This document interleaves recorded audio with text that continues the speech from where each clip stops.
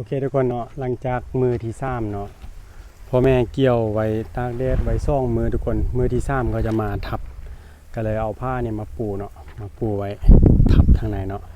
ส่วนแม่อาลีก็ไปเก็บเข้าเดี๋ยวอาลีก็จะไปเก็บเข้าซอยแม่ก่อนเนาะเก็บมากองไว้บนนี้แล้วก็ทับบ้าเดียวเลยเนาะโอเคไปเบิ่งเข้ากันเนาะและนี่ก็คืออุปกรณ์ในการเก็บเข้าของเฮาก็จะใช้เป่าคนละหน่วยเนาะใส่เป่าคนละหน่วยตอนนี้ฝนมาค่อนข้างไล่กันเลยทุกคนถ้าฝนโบมาเนาะอาจจะแล้วในมือที่ซ่องก็เป็นได้แต่ฝนมาแม่อาลีก็กำลังเก็บอยู่ตอนนี้เนาะเห็นแบบนี้ทุกคนแล้วก็มาใส่เป่าไว้นี้เนาะแล้วก็โฮบไปเนาะได้ไล่ถ้าได้แฮมเป็นการดีเขาจะเอาเที่ยวนี้ก่อนแม่อาลีบอกเนาะเอาเที่ยวนี้ก่อนมาขึ้นไปเนาะโอเคเฮามาเบิ่งนำกันว่ามื้อนี้สิแล้วบ่ทุกคนแล้วสิแล้วจักโมงเนาะเฮ็ดกันอยู่3คนเนาะอาลีกับแม่อาลีแล้วก็พ่ออาลีเนาะ3คนมาเบิ่งนำกันพี่น้องสิแล้วบ่มื้อนี้นะ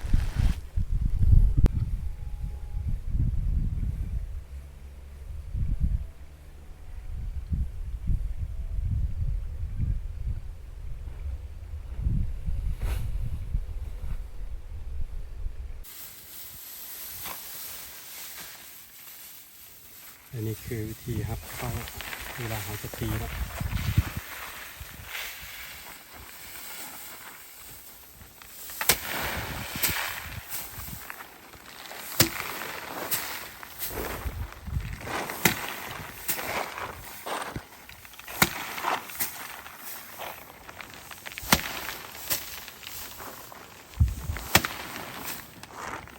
อันนี้จะเป็นวิธีดั้งเดิมจะได้มาพี่น้องวิธีทิมเนาะจึ๊บโอ้โหอย่างมากเลย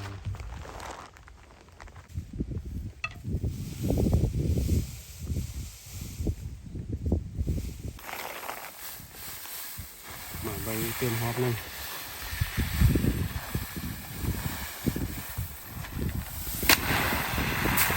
เขาจะหล่นกันเป็นก้อนแบบนี้เลย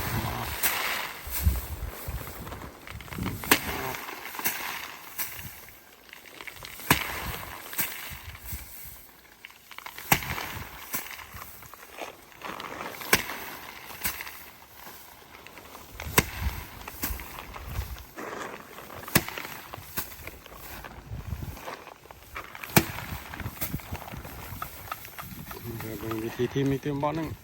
จังหวะนี้เรียบร้อยโอ้ยโอเคนะทุกคน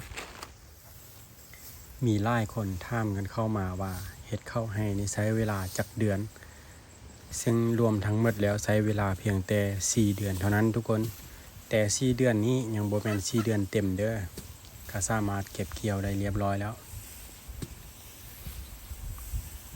ตอนนี้แม่อาลีกำลังเก็บโอ้ยอย่างหนักเลยพี่น้องเนาะ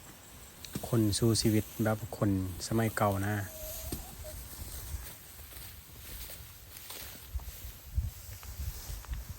และนี้ก็จะเป็นครั้งแรกของอาลีเลยทุกคนเห็นอาลีเฮ็ดให้เฮ็ดหน้าแบบนี้แต่ว่าฮอดฤดูเกี่ยวหรือว่าฤดูตีเข้านั้นอาลีก็บ่ได้อยู่เนาะซึ่งตอนนั้นอาลีไปไทยตลอดเลยแล้วมาปีนี้เนาะอาลีสัญญากับตัวเองว่าสิอยู่จนฮอดฤดูเก็บเกี่ยวแล้วก็เฮ็ดด้วยตนเองก็คือตอนนี้ช่วยแม่เก็บแล้วก็คนแล้วก็ตีเองพร้อมทุกคนเนาะมาเบิ่งนำกันว่าอาลีสิเฮ็ดเป็นบ่สิเฮ็ดได้บ่และวิธีขั้นตอนการเฮ็ดนั้นมันยากส่ำใดไปเบิ่งนำกันพี่น้อง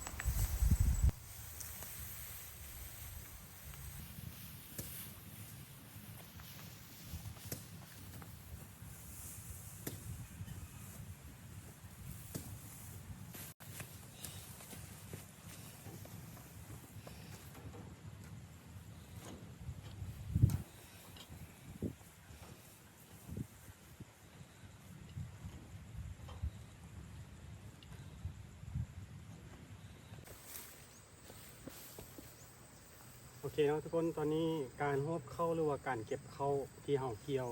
แล้วก็ตากแดดไว้นั้นถือว่าเรียบร้อยเลี้ยวไปแล้วเนาะทุกคนเนาะเหลือแต่ทับเพราะว่าเราจะได้ทับเอาเม็ดอันนี้ออกเราจะใช้ให้งานทั้งหมดเลยเราจะบ่มีเครื่องจักรได้ต่างๆเนาะทุกคนอันนี้เฮ็ดแบบ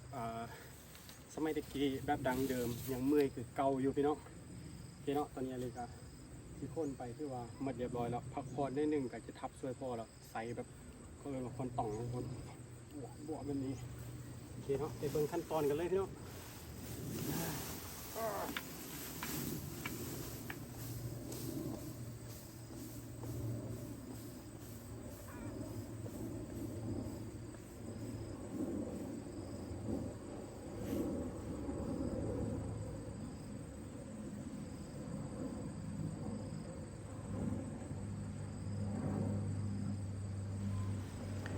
และสิ่งที่อาลีมักที่สุดก็คือบรรยากาศตอนนี้กำลังเคี่ยวสดงดงามแล้วก็มี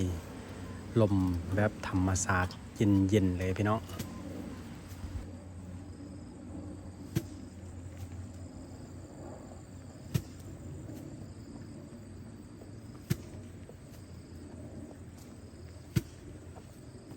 ฮบเข้าลงไปแล้วก็ลืมมาโทรศัพท์ตังไว้นี่ทุกคนไปซอกอยู่ลุมซอกไปซอกวากับโบเห็นเนาะลืมมาอยู่นี่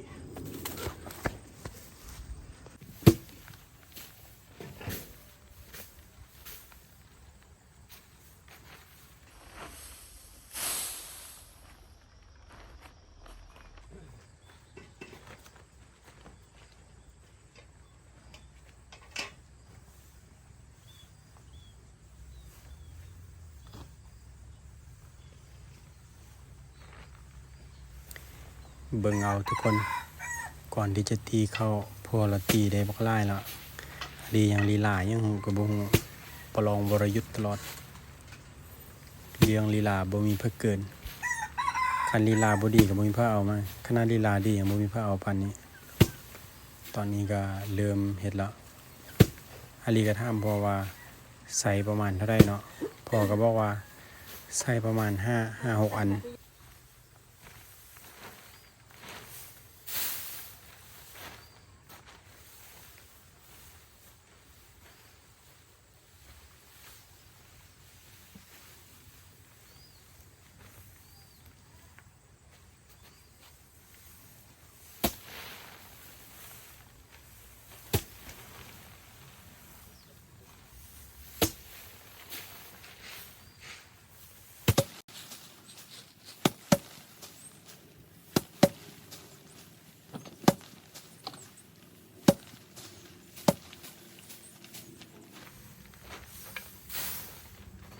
อันนี้ที่ว่ามันบ่ว่ามัน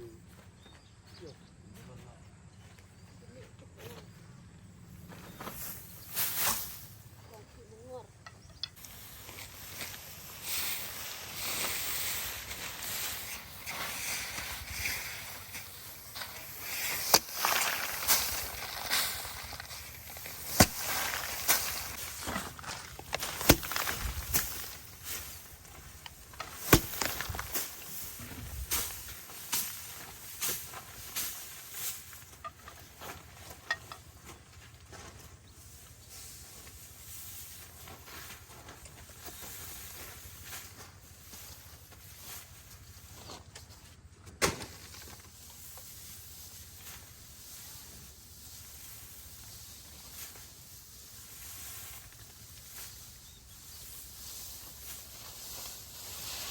ใส่ประมาณเท่าไหร่พอ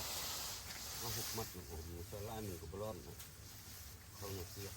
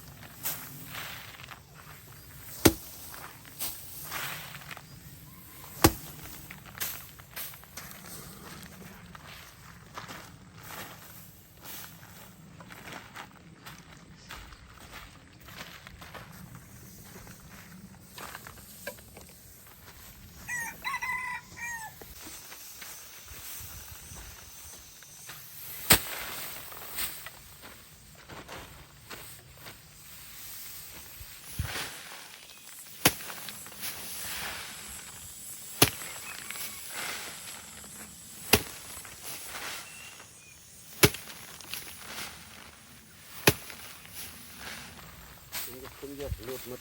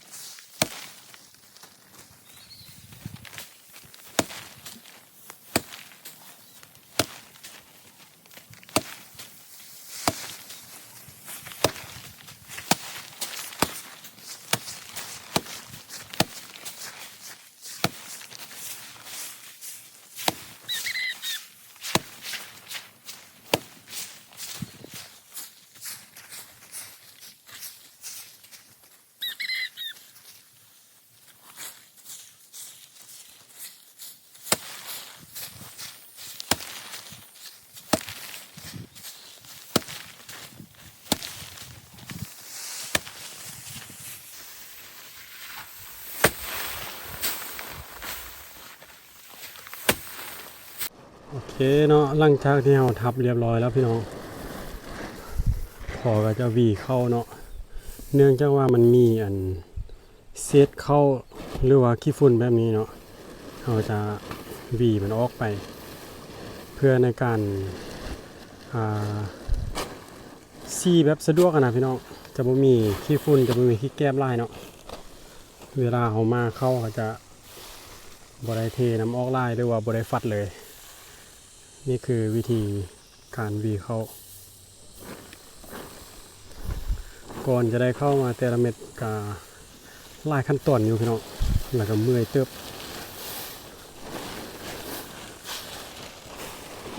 ทั้งหมดเนาะฝากนี้เนาะฝากนี้นะออมหอบไปสำนี้ทุกคนสำหรับเข้าให้เนาะ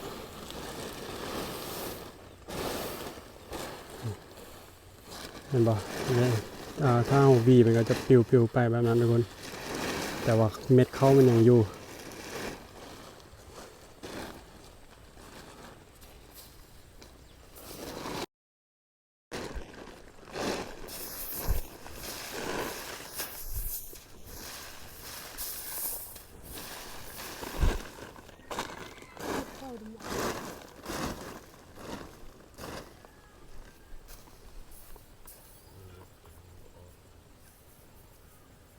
ก็มาตักใส่เป่าแบบนี้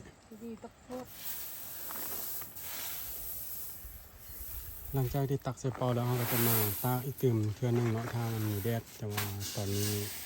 ฟ้ามืดคือฝนสิตกทุกคนก็เลยต้องตักไว้ก่อนเนาะ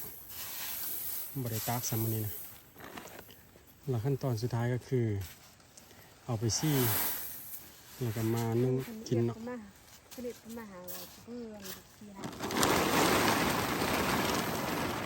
รวมทั้งหมดได้ซ่อมเป่าปลายเนาะซ่อมเป่าปลายเนาะ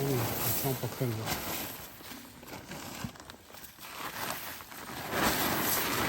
เพราะว่าเข้าในใส่แต่ซ่อมสร้างถ้วยเนาะซ่อมสร้างถ้วยเนาะเราได้ซ่อมเป่าเครื่อง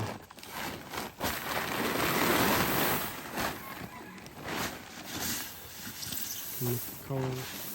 ค่อนข้างงามอยู่เขาเนี่ยจะเป็นเม็ดปลอมๆแบบนี้นะทุกคน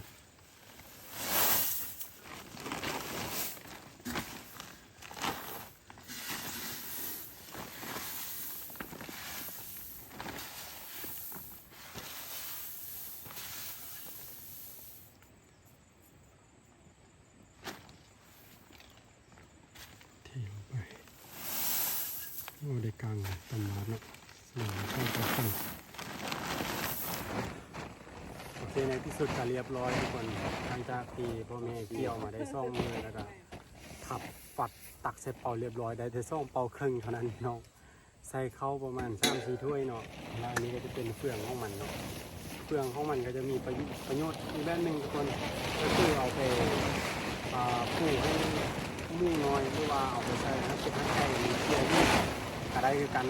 หรือว่าจะเอาให้งัวให้ฝ่ายกินอย่างดีคือกันเนาะสำหรับคลิปนี้ก็ข้อจบกันแล้วนี้ข้อก็แต่สบายดี